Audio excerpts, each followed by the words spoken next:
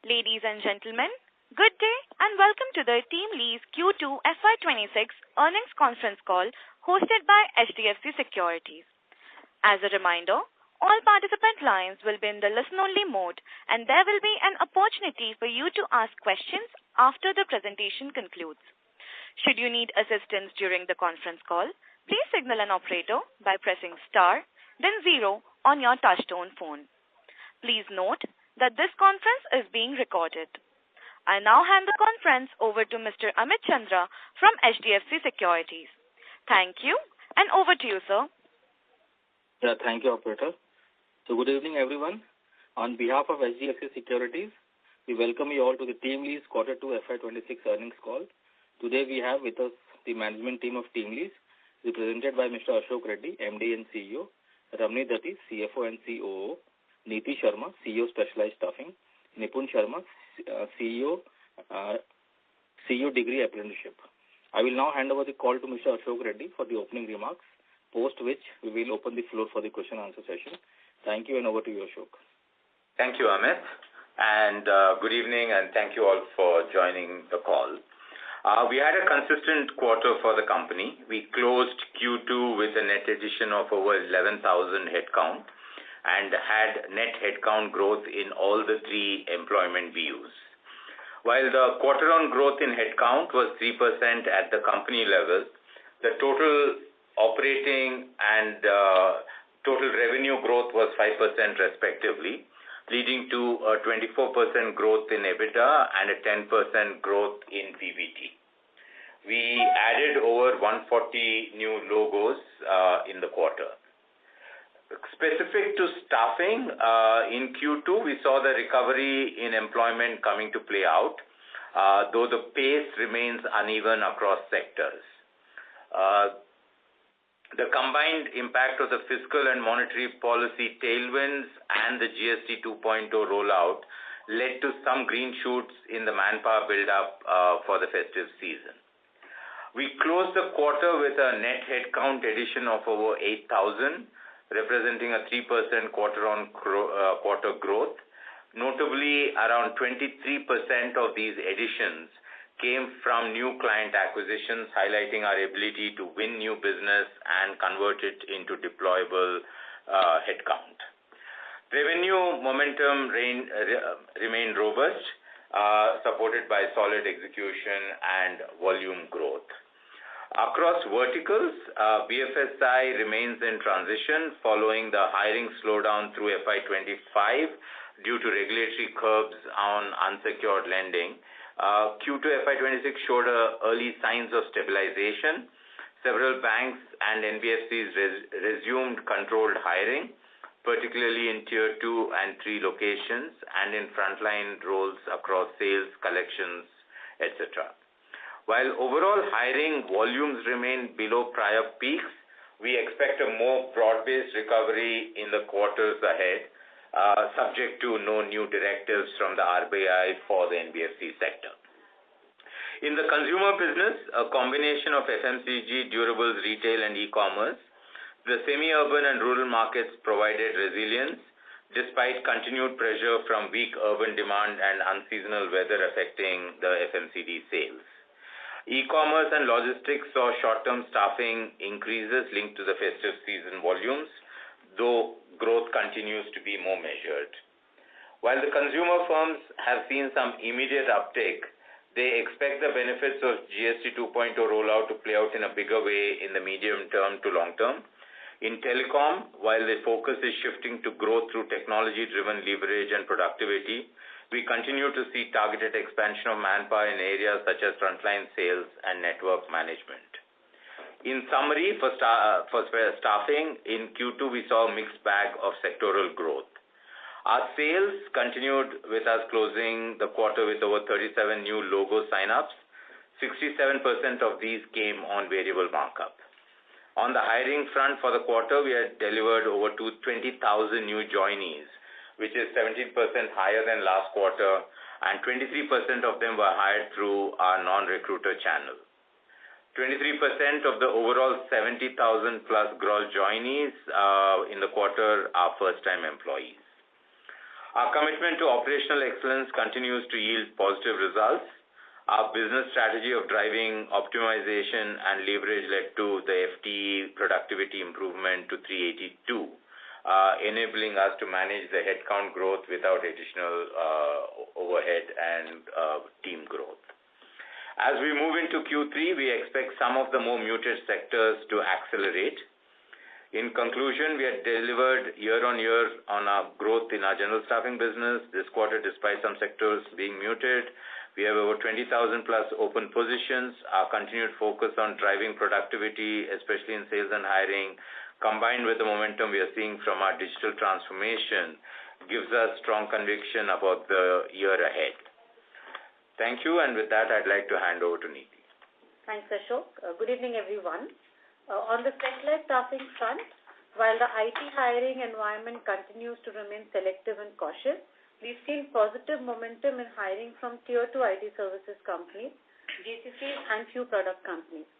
With a net headcount addition of about 300 hires, we've had a quarter-on-quarter sequential growth of 18% and a 17% year-on-year growth. We've onboarded 21 new logos in the last quarter, a combination of GCCs, IT services companies, and many new industries focusing on digital transformation. Our delivery efficiency and cost management has helped us sustain gross margins. Our GCC segment continues to be a core growth engine, contributing to about 62% of overall net revenue. We currently engage with over 90 GCCs across life sciences, pharma, telecom, consulting, engineering, BFSI, consumer, and IT sectors through various models such as bot, staffing, and FTE hiring. We are expanding actively within Tier 2 GCCs and regional hubs as well, leveraging our transition models and our data-led account management framework. Recruiter productivity continues to improve sequentially, powered by automation-led hiring systems, analytic dashboards, and focused recruiter enablement programs.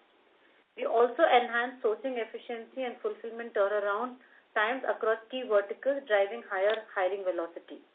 Our global business contributed a net revenue of about 4% in the last quarter and has become EBITDA positive.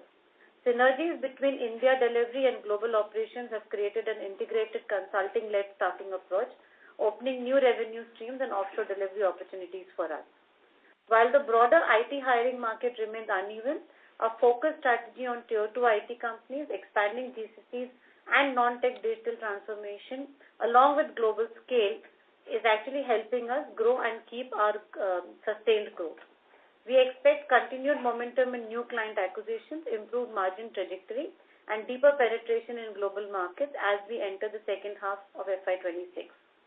Thank you, and with this, I would like to hand it over to Nipun. Thank you, Neeti.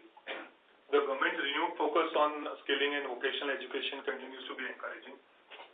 Apprenticeships are gaining momentum, with NSDC data showing an 18% annual growth in apprentice adoption over the past 3 years. At TeamLease Degree Apprenticeship, we believe the answer to India's skill gap lies in formal, work-relevant education funded by industry and delivered through structured apprenticeships. Our programs span NAPS, NATS, and work-integrated learning programs, and we partner with 22 universities to offer degrees, diplomas, and short-term certifications across both white and blue-collar roles.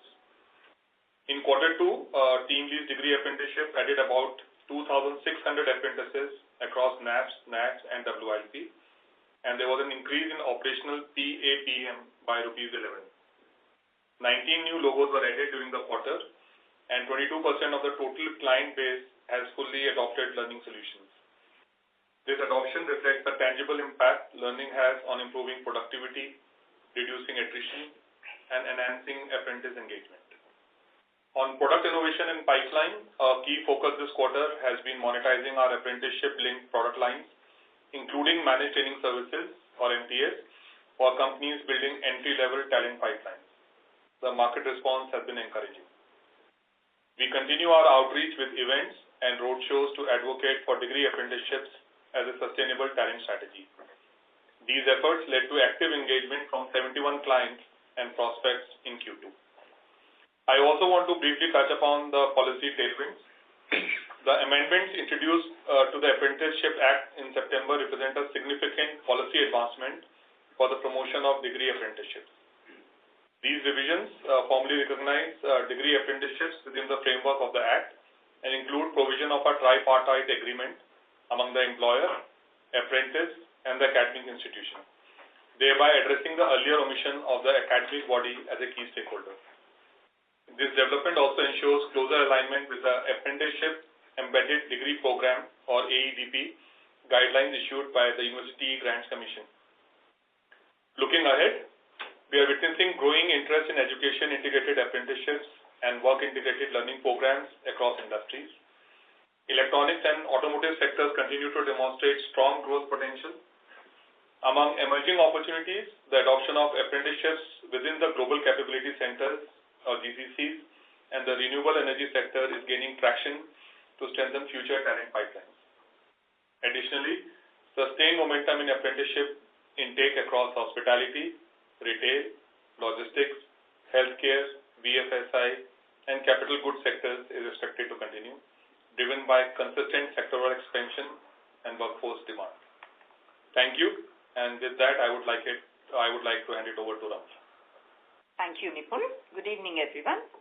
Our group revenue increased 5% QOQ with a corresponding EBITDA growth of 24%.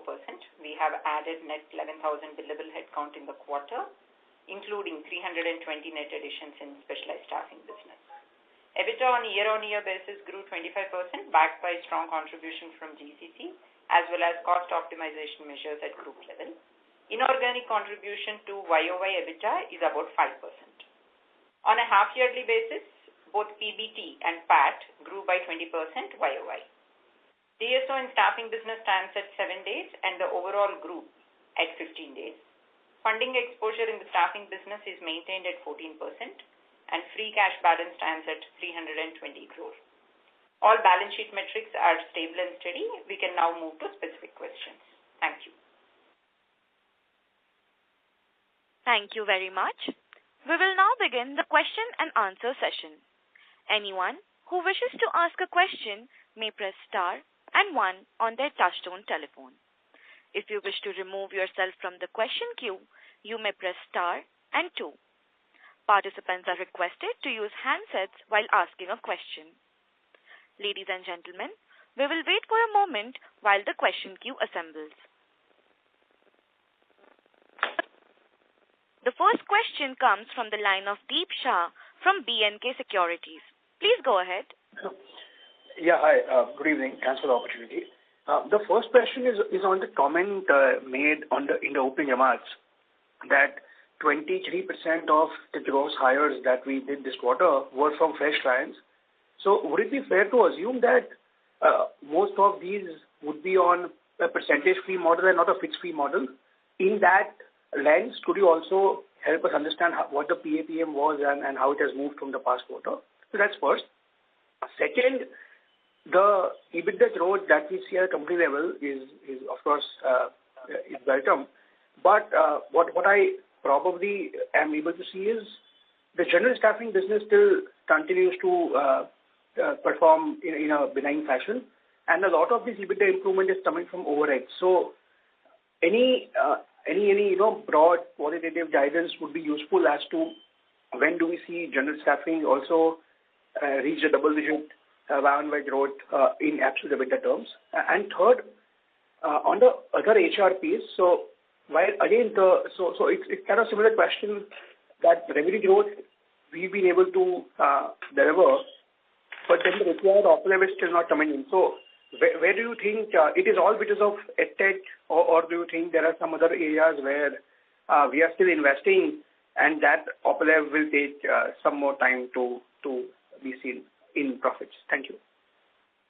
Deep, let me start with the second question first on the EBITDA front. Yes, you are right. For this quarter, as far as staffing is concerned, there is only a linear improvement in EBITDA in line with the revenue growth.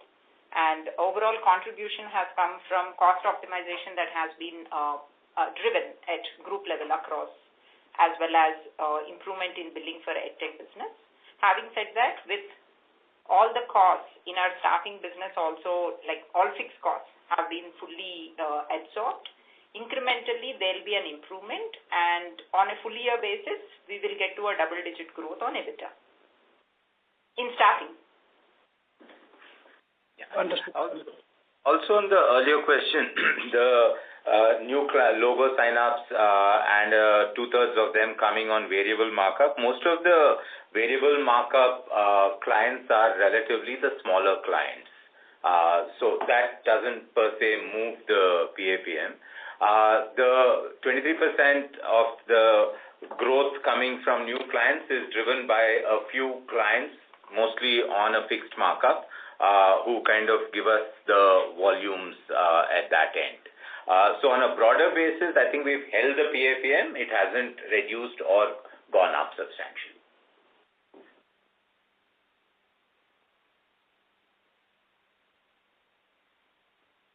Mr. Deep, you are not audible. Yeah, sure.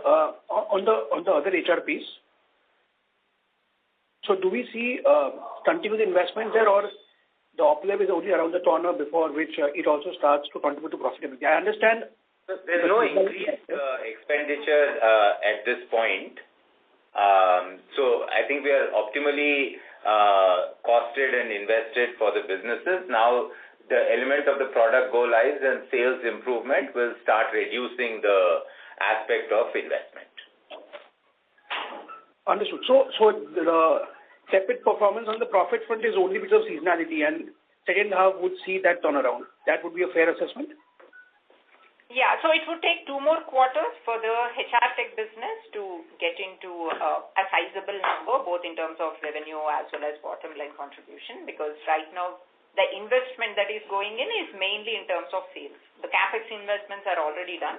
It's only sales and marketing that would continue for another 2 quarters for us to see an improvement in the revenue for HR tech. Fair, understood. Thank you so much. All the best. Thank you. Thank you.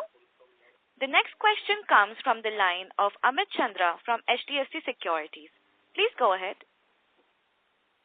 Yes, so thanks for the opportunity.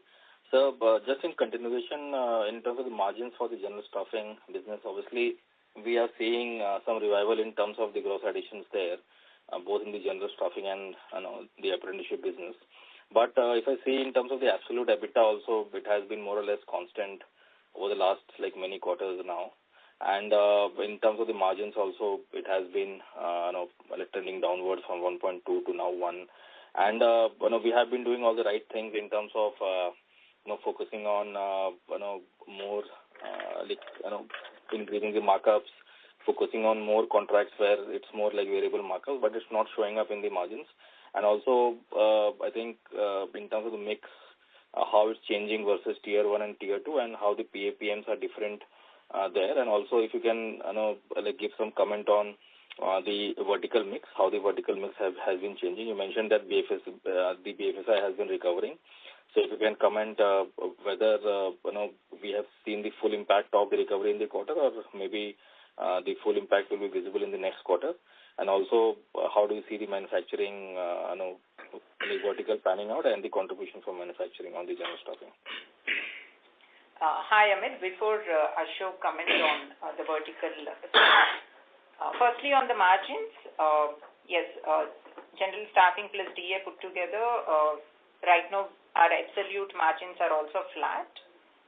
But again, as I mentioned earlier, now that the fixed costs are absorbed, incrementally there will be an improvement in absolute profits in general staffing business as well, with the combination of operating leverage, new products, and also DA being a higher margin business compared to staffing. So that contribution is also now steadily improving. And next year we will see the impact of the variable markup sign-ups that we are doing. Like right now almost 60 to 65% of all new sign-ups that we are doing are on variable markup in year 1. Whether it's fixed markup or variable markup, the translation of PAPM will be the same in year 1.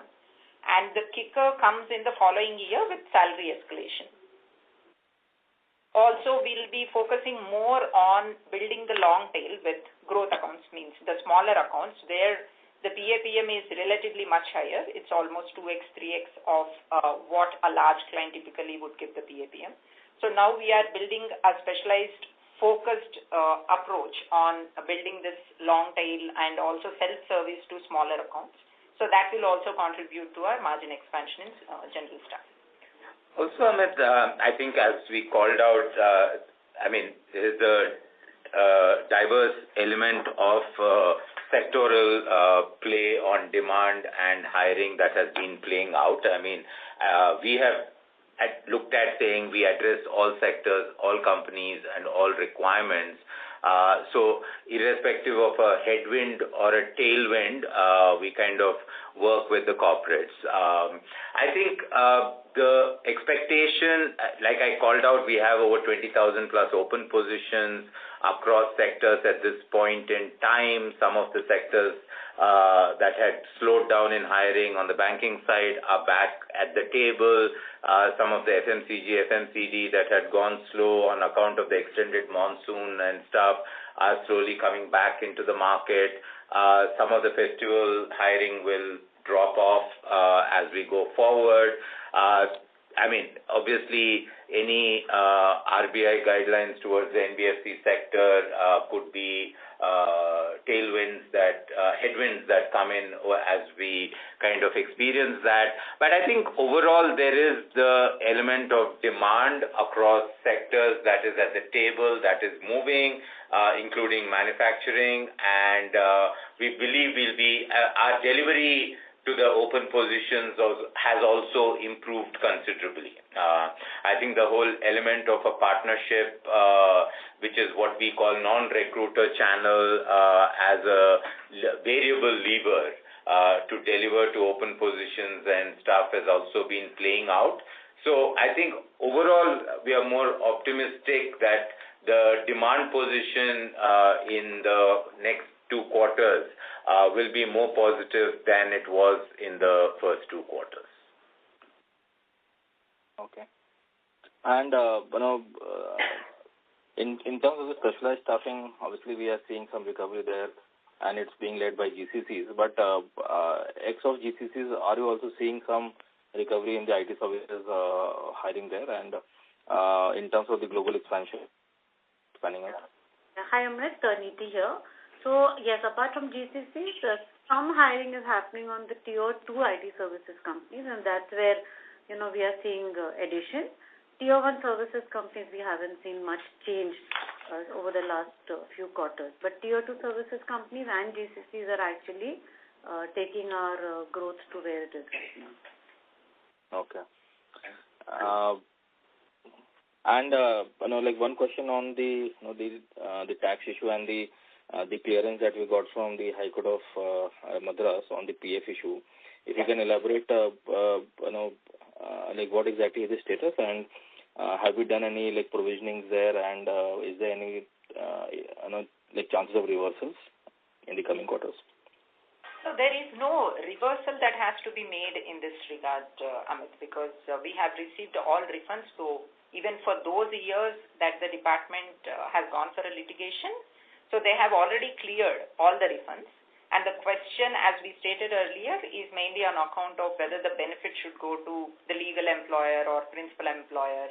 So those kind of questions. Otherwise, rest of how we have computed the 80JJ benefit on what associate, what number we have taken those, on all those calculations. So we got, fully cleared by the department. And this is the first year, assessment year 2017-18, where we got a favorable quashing from the High Court. So this also sets the tone for the following years as well. So as far as accounting is concerned, there is no reversal or any incremental provision to be made in the books. Okay. Thank you and all the best. Thank you. Thank you. The next question comes from the line of Sujit Jain from Bajaj Life Insurance. Please go ahead. Hi, a few questions.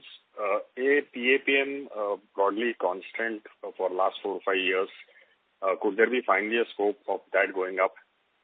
B, your medium-term operating profit growth guidance was, you can correct me, but was a good healthy number of 25-30%. Does it stand? And do you give a explicit FY26 overall group level OP growth guidance. The productivity which is mentioned as 382, is it peaking out, or with agentic AI tools, etc., you can take it higher further? And finally, one of the competitors has clocked almost double the margins that we clocked in specialized staffing this quarter. Obviously, their GCC mix is 10% higher. Directionally, can we also head higher further in specialized staffing operating profit margin? Thank you. So just on the PAPM front, I think it's a weighted average coming from our large, medium, and small customers. Like we had always called out, the large customers have been growing larger, and they are the ones who typically are at the lowest PAPM. But I think our focus of trying to get a variable markup model in place and some element of a higher traction of customers in the medium and small who pay a higher PAPM has what has been kind of holding the PAPMs per se. I think to some extent, while we work the models to get more customers in the medium and small, the variable and the higher paying customers, the growth of the large customers is really what kind of weighs the PAPM to kind of be stable. So I think to some extent holding it stable is an important variable for us. We will work to improving it, but growth here is really what stymies that. On the productivity front of the FTE ratio, I think we continuously see progress and movement for improving it further as a function of implementing technology, AI tools, various other optionalities that come in as we work with customers. So I think there's a continuous project internally of trying to deliver to more volume and more growth with the same headcount that we have. Other than on the recruiter front, we have not been increasing headcounts internally in the last 2 years. On the margin front of the specialized staffing business, we do not do perm hiring.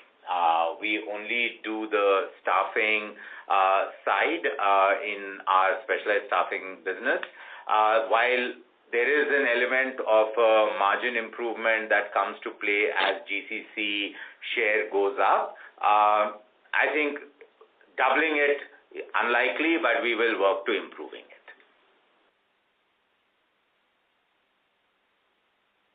Sure. And one question is on, could there be a light at the end of the tunnel for the Social Security Bill 2020? Post Bihar election, there is no election calendar for 1 year. What's your sense? Could India finally see that happening, or it's very difficult? And I think just with the element of the tariff play and how the impact of that, there's been some urgency in government quarters to work on various aspects of the laws, whether we call it decrim, dereg, simplification, and other areas. So I think there is a sense of urgency at the government that they need to work on ease of doing business front by simplifying, rationalizing, digitizing various laws and compliances. But while there's an urgency, difficult to put a time frame around when it would happen. Sure. And answer to this question, that 30% aspirational operating profit growth over medium term, does that goal remain? Give us guidance, really, Sujit, but I think broadly what we are saying is we would like our profit growth to be higher than our revenue growth. Primarily because there is the economies of scale and a portfolio play coming to the table.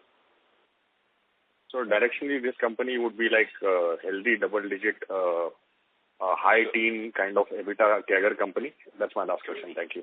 Should be. Aspirationally, that's what we would. Thank you. Thank you. The next question comes from the line of Arnav Sakhuja from Ambit Capital. Please go ahead. Hi, thank you for taking my question.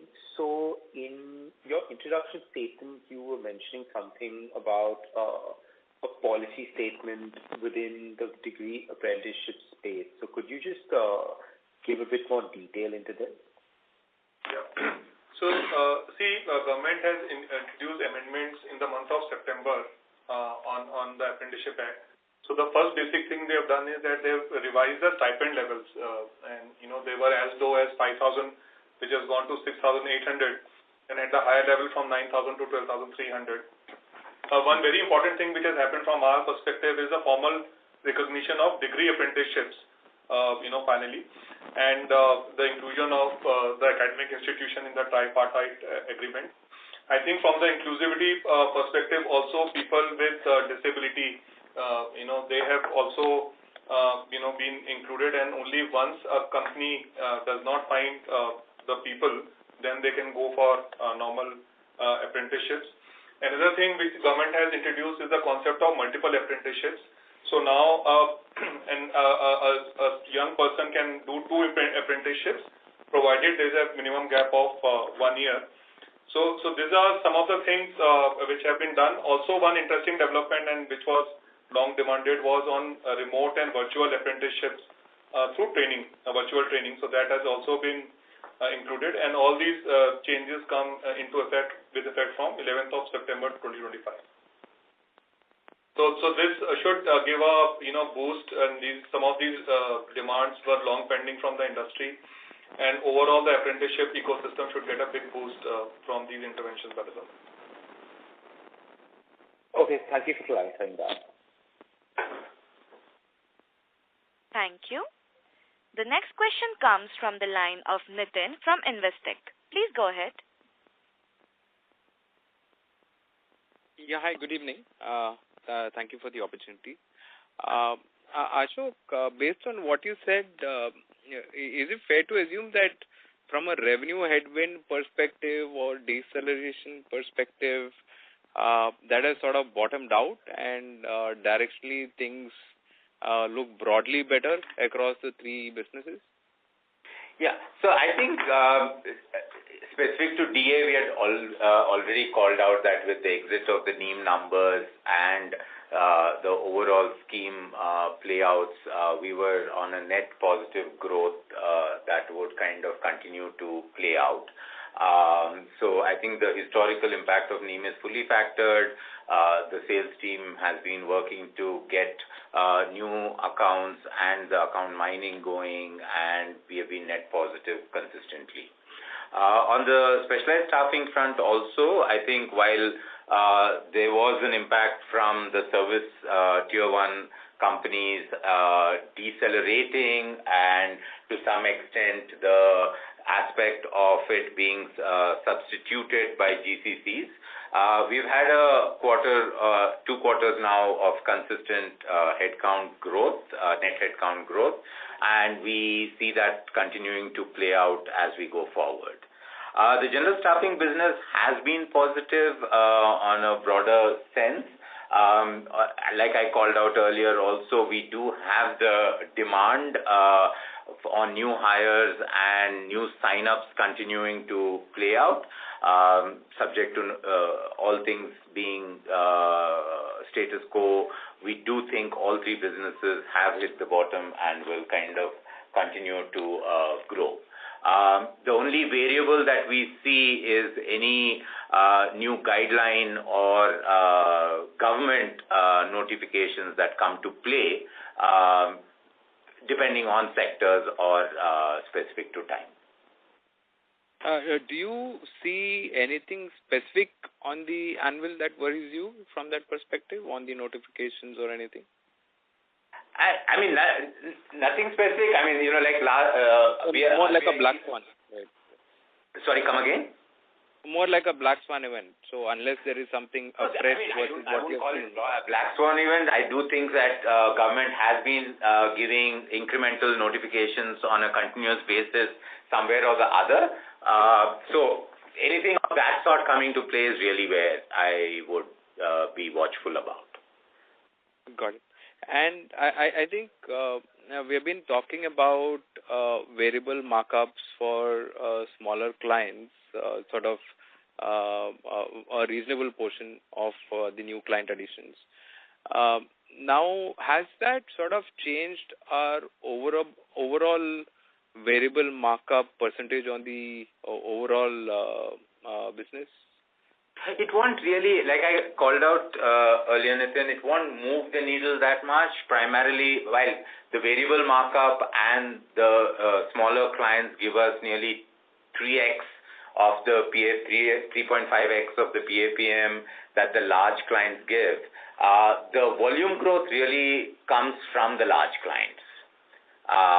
So from that perspective, it bridges the gap to some extent, but it will not tilt the scale. It will not tilt the scale. Perfect.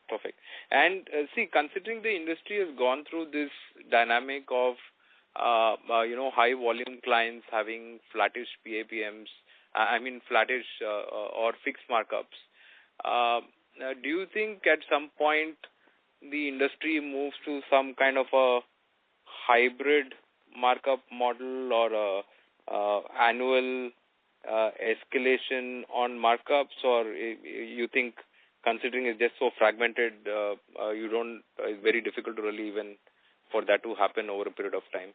I think just because we see organization increasing over time. Yeah.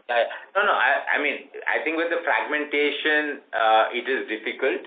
But it's our constant endeavor to work with corporates to ensure that, we are negotiating the price or looking at alternate offerings that we can take to the table that they buy into, so that, it compensates on the element of realization and stuff of that sort. But I think the pure fragmentation of the market is really what puts the pressure on an annual high kind of transition to variable. Got it. And one last question for Ramni. Ramni, on the EdTech business, you mentioned, or other HR services business, you mentioned that there will be investments for another 2 quarters. So you think the usual fourth quarter seasonal bump that we see on the margin side may not happen this time, or how should we think about it? No, Nitin. So the investment is only in one segment of HR services, which is HCMR, HR Tech business, and they're also largely into sales. It's part of our operating expense only. It's nothing incremental as such. And EdTech business will continue to have the seasonality, like higher billing and higher profit contribution in Q3 and Q4. So that would continue into this year as well. There is no change on that front. Perfect. Very helpful. Thank you so much and all the best. Thank you. Thank you. The next question comes from the line of Dipesh Mehta from Emkay Global. Please go ahead. Yeah, thanks for the opportunity. Couple of questions. First, on the general headcount, staffing business. Headcount growth seems to be picking up, but it is still lower than what we used to see in the past few years. So if you can provide some sense, do you expect now it to see acceleration into H2? Partly you answered, but I just want to get more clarity about vertical-wise, if you can provide some color. Whether composition of associate across vertical could be PAPM driver kind of thing, expansion in PAPM, because across vertical PAPM varies. So whether we are making any specific effort to drive that mix change-led PAPM uptick going forward. Last question is on EBITDA growth. I think last quarter you indicated about full year 30% growth to sustain across quarters. H1 we are at around 24-25% growth. Are we confident to deliver 30% EBITDA growth for the year? Thanks. Okay. So I think on the headcount growth and open positions, Divesh, we are primarily driven by, as we call out, the play out of the sectors in terms of their employment and their demand. And as I had called out, there has been a tepid but a more positive element of demand play out that has happened. I mean, Q4 last year saw a comprehensive reduction in demand. From Q1 onwards, we have seen some of it come back in the banking sector. The FMCG, FMCD was muted. The GST reform is seeing or expected to create more demand in the consumer side. So I think from that perspective, how the global / the macro factors play out to industries is really the driver on the employment demand and what gets outsourced. We do believe that the demand is slowly picking up. It's not as aggressive as it was last year or the year before, but it is definitely more positive, and we believe that that will continue to play out, subject to no externalities. The second element, the element of the PAPM is more not so much a sectoral play as much as the size of the corporates. So I think across sectors, if there's small companies or small volume deployments, the realizations are higher. As the volume deployment increases, the PAPMs tend to reduce. So while the growing clients, the high volume clients do tend to grow faster, we have been complementing that with some of the medium and smaller clients with higher PAPMs. That kind of factors the stabilization of the PAPM per se. On the EBITDA front? Yeah, on EBITDA this year, at the current growth, we should be maintaining a 25% year-on-year growth by end of the year, until and unless there is any other, as Ashok called out earlier, any policy change impact or anything of that happens. So we should be able to meet that. Understood. Thank you. Thank you. A reminder to all the participants that you may press star and 1 to ask a question.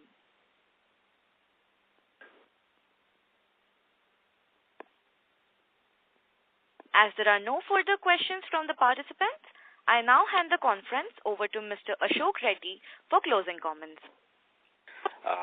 Thank you very much. Like I said earlier, I think we've had a consistent quarter. All three employment businesses have had net growth. We do have a healthy demand pipeline and customer acquisition that we are seeing, which should enable us to continue the consistent delivery on revenue growth and EBITDA growth over the coming quarters. I think also the various initiatives on technology and productivity gain improvements should continue to play out for us to be able to handle the growth that comes in future with the same headcounts that we have. On the HR services side also, as Ramani had called out earlier, capital investments are largely done. We have the operational investments going on, which should start to show results in the coming quarters. Thank you for your support, and we look forward to delivering continued performance in the coming quarters. Thank you. On behalf of HDFC Securities Limited, that concludes this conference. Thank you for joining us, and you may now disconnect your lines. Thank you. If you found this video helpful, please like, share and subscribe to Concall India for latest upcoming Concall.